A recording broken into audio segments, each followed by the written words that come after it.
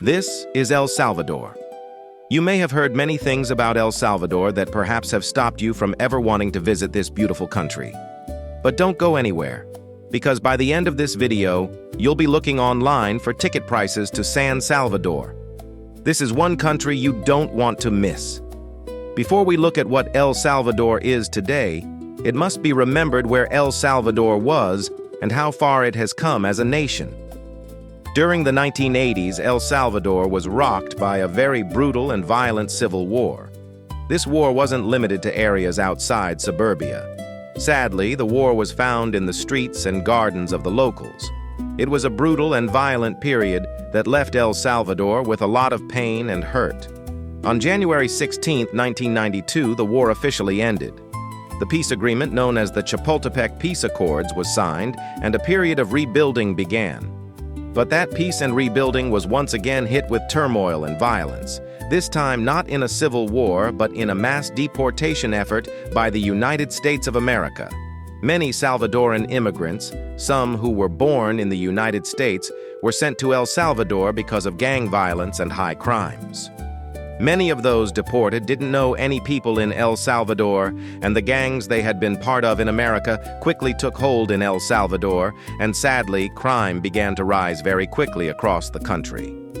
Crimes such as murder, extortion, kidnapping, assaults, theft, robbery, and many more crimes became part of the daily life within El Salvador.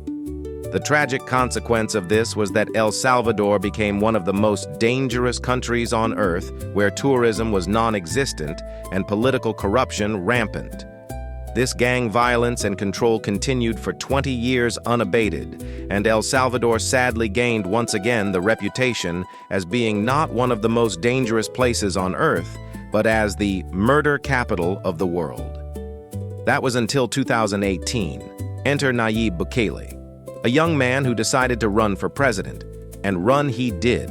He campaigned against government corruption and was very vocal about cleaning the country of crime and gang violence. The people responded, and Nayib Bukele swept into power, amassing a whopping 84% of the vote. The people wanted change, and President Bukele didn't waste any time.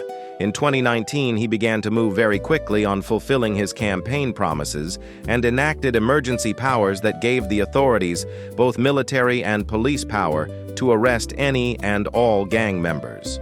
The number of arrests was so large that the biggest prison in the entire Latin Americas was built very quickly, and thousands of convicted gang members began to fill the cells of the new super maximum prison known as CCOT. Since 2022, more than 80,000 violent gang members have been arrested, convicted, and incarcerated with sentences that mean they will never see the light of day again. This, of course, didn't avoid opposition. Members of various United Nations organizations accused the president of human rights violations and began to speak out against the perceived unjust treatment. But none of this deterred President Nayib Bukele or the supporters of his administration. In fact, those outside voices only served to consolidate his base, and he, as of April 2026, an approval rating of 91%. And now, El Salvador is a country that's going forward in leaps and bounds. Tourism is up, and investment in the country has risen by an incredible 344%. Tourism alone now accounts for 10% of the entire economy. What a turnaround. El Salvador today is not what it was only 10 years ago. Small businesses are appearing in places where even police wouldn't go. There is no fear of extortion by gangs, and people are experiencing, for some, the first time ever freedom and prosperity. El Salvador has always been a beautiful country. From the world-class beaches to absolutely stunning volcanic scenery, there is something on offer for every individual. Whether it is a relaxed vacation, exploring small towns, or wanting a bit more excitement at the world-renowned Surf City, El Salvador is a country on the rise. The crime is gone, and in its place a people with welcoming smiles. I've said enough, so sit back and enjoy the beautiful El Salvador scenery.